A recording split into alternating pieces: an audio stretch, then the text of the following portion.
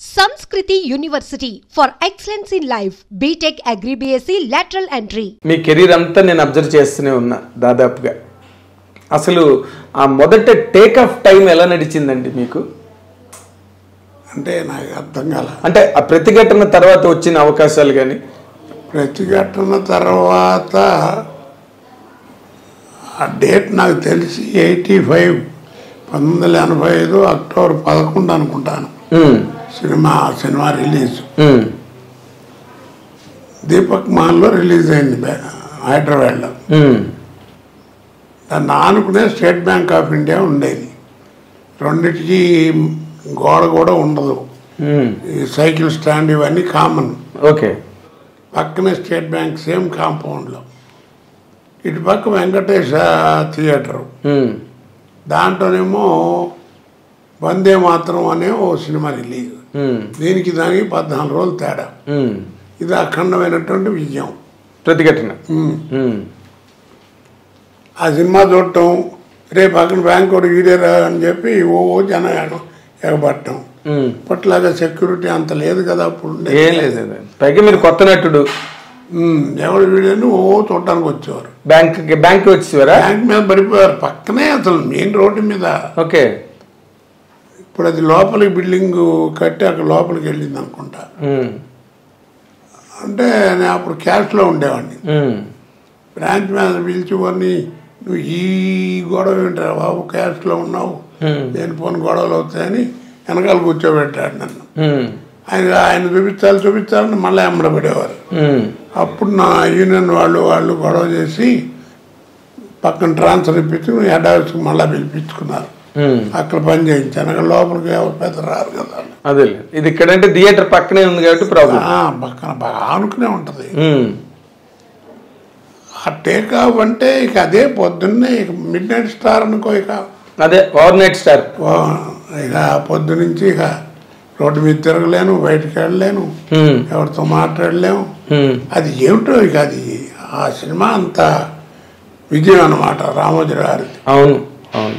అసలు ఇక తట్టుకోలేపారు. ఇక అక్కడి నుంచి ఏమిటంటే తెల్లారేటప్పటికి ఇక అక్కడి నుంచి ఎక్కడికి వెళ్ళాలన్నా విమానం లేకపోతే ట్రైన్ తప్ప, లేకపోతే ఫ్లైటే ప్రయాణం. అలా సాగింది. ఓకే. కాదు, అప్పుడు మీరు ఇండస్ట్రీలోకి వచ్చినప్పటికీ దాదాపుగా మహామహులందరూ ఉన్నారు. రావు గోపాల్ గారు ఉన్నారు, కైకాల సత్యనారాయణ గారు ఉన్నారు, గొల్పూడి మారుతి గారు ఉన్నారు. అందరూ మంచి భూమిలో ఉన్నారు. నూతన్ ప్రసాద్ గారు, ఆయన లేకుండా సినిమావి లేదు. నూతన్ ప్రసాద్, అలాంటి కాంపిటీషన్ని మీరు ఏ విధంగా అసలు తట్టుకుని మీరు నిలబడగలిగారండి ఇండస్ట్రీలో? నిజంగా చెప్పాలంటే నాకు అసలు బ్రెయిన్లో ఆలోచన ఏమీ లేదండి. ఇంకో రకంగా చెప్పాలంటే ఇది కొంచెం ఎత్తుకబురు అనుకుంటారు. ఆ ఆలోచన వచ్చేటువంటి టైం కూడా ఉండేది కాదు. ఇక రాను ఎంత బిజీ అయిపోయానంటే రోజుకి 20 గంటలు మినిమం పని చేయటం, కారులోనే నిద్రపోవడం, ట్రైన్ ఎడితే ట్రైన్లో నిద్రపోవడం తప్ప లేదు. ఇక చాలా ఇబ్బంది పడేవాడిని.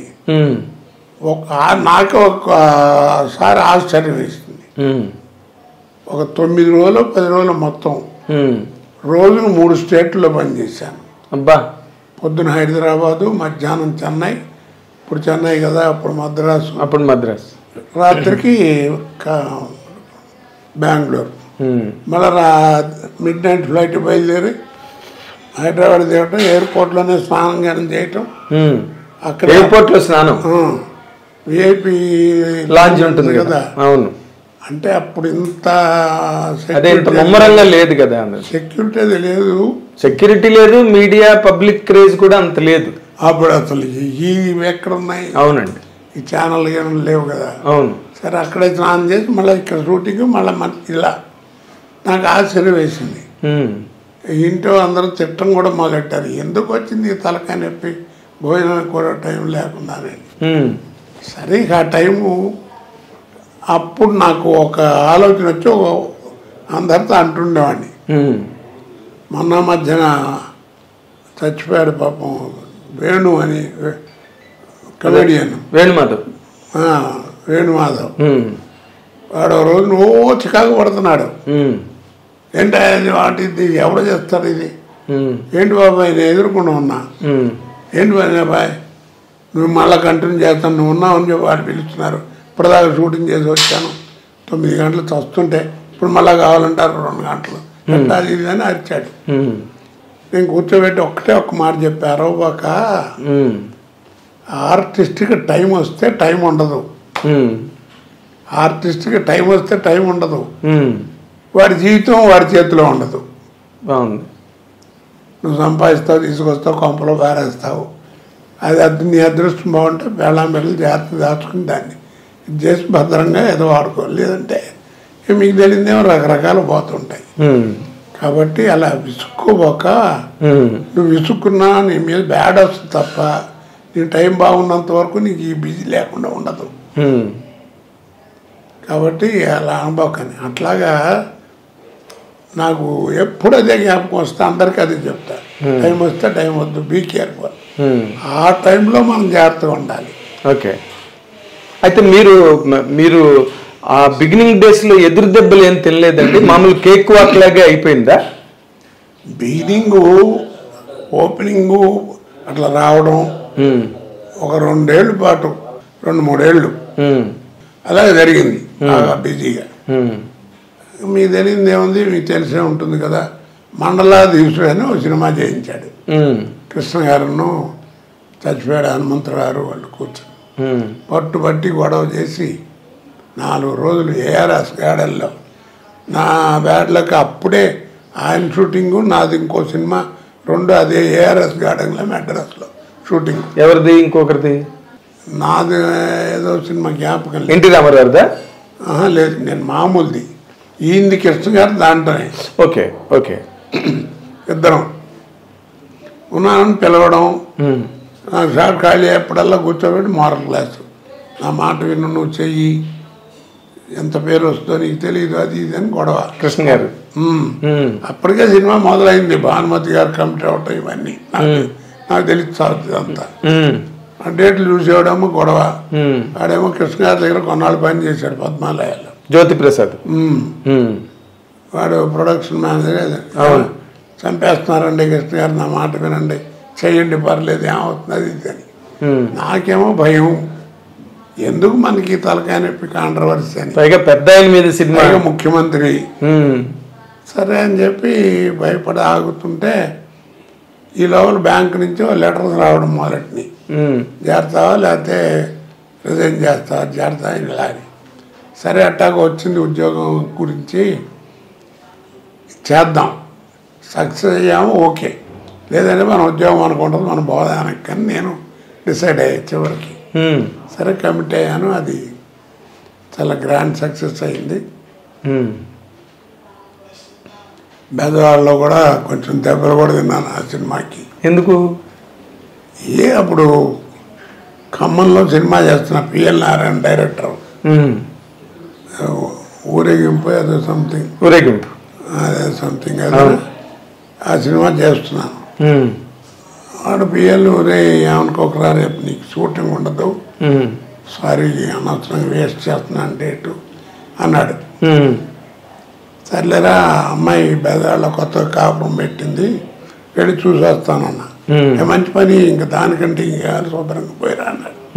సరే అని పొద్దున్నే అప్పుడు కృష్ణా ఎక్స్ప్రెస్ ఉండేది. అవునండి. ఇప్పుడు ఉందో లేదు తెలియదు. ఇప్పుడు లేదు, అప్పుడు ఉండేది. ఇటు నుంచి వెళ్ళి మళ్ళీ 1 గంట 2 గంటలకు ఉండి మళ్ళీ బయలుదేరేది తిరిగి. సరే దాంట్లో వెళ్ళేవాడు విజయవాడ అంతా రైల్వే స్టేషన్ అంతా పచ్చ జెండాలు నాన్న హడావిడిగా ఉంది, తెలుగుదేశం హడావిడి అంతా. రామరారు ఆ ఊళ్ళో విశ్వబ్రాహ్మణులకి కళ్యాణ మండపం ఏదో ఉంటే దాన్ని ఓపెనింగ్కి వచ్చాడు.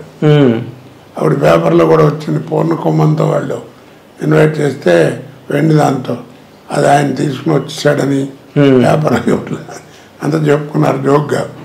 జోకో నిజం ఏదో సంథింగ్.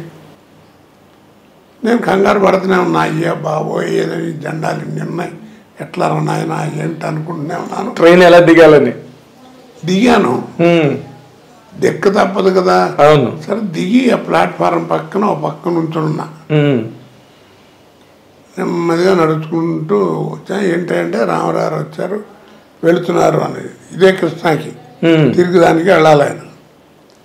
ఒకటే ప్లాట్ఫారం అయిపోయింది. చూశారు, రే కోటగాడు వచ్చాడు అని బెల్లమని మీద పడి నానా బీభత్సలే బూతులు గీతులు కొట్టారండి. ఒకడైతే ఇద్దరు ముగ్గురు పటాపట వేసారు దెబ్బలు. అది నీచంగా ఉందని చెబితే ఒకడైతే ఇక్కడ కూర్చుని ప్యాంటు జిప్పు కూడా తీసి కానీ లాంటి కొడక నీకేంట్రా ఏమొచ్చింది బేపన ఇలా బూతులు ఇష్టం చేయటం చేస్తుంటే ఏం చేయాలి అర్థం కాదు. చచ్చిపోతానేమని భయం. అదేలే లక్కీగా అటు ఇటు దొల్లిగడు తప్పని దొరికితే ఆ పక్క నుంచి పారిపోయాను. బయటకు వచ్చి రిక్షా ఎక్కాను నుంచుని. ఓపెన్ టాప్ రిక్షా ఉంటాయి. సరే అందలేదు. ఆ టైంలో పోలీసు వాళ్ళు వచ్చి మొత్తానికి పంపించారు. అలాగా బ్యాడ్ ఇన్సిడెంట్లు కూడా జరిగినాయి చెప్తున్నా. అదే కాకపోతే నాకేంటంటే దానివల్ల సినిమాలు పోయినాయా భయం ఉండేది కాదు. ఎందుకంటే కృష్ణ గారు మంచి ఫామ్లో ఉన్నాడు అప్పుడు. నెలకు సినిమా రిలీజ్ అయ్యి ఇంచుమించు ఏదో సినిమా. అదేలే ఆ సినిమాలు అన్నిట్లోనూ వేషాలు ఉండేవి నాకు. అదేలేండి. ఆయన వాళ్ళకి మారల్ మీరు మంచి నటుడు అవడమే కాకుండా మారల్ రెస్పాన్సిబిలిటీ కూడా ఉంది కదా. ఆయన చెప్పకుండా అన్నింటిలోనూ ఉండేది. తర్వాత తెలిసేది ఏమైందంటే కృష్ణ గారు చెప్పారండి అని మామూలుగా అంటారు కదా. అలా నాకు అందువల్ల నాకు సినిమాల్లో వేషాలు లేవని బాధ లేదు. కాదు ఇప్పుడు ఇలా మీరు దెబ్బలు తిన్నారు విజయవాడ స్టేషన్ లో కృష్ణ గారికి తెలిసిందండి. కృష్ణ గారికి చెప్పారు వచ్చిన తర్వాత కృష్ణ నవ్వుకుంటూ ఆయన ఏమైనా కొట్టారంట కదా ఆయన సరదా అవతరాలని అంటే జోక్. అవును, ఆయన సినిమా పోయినా ఆయన అలాగే మాట్లాడేవారు.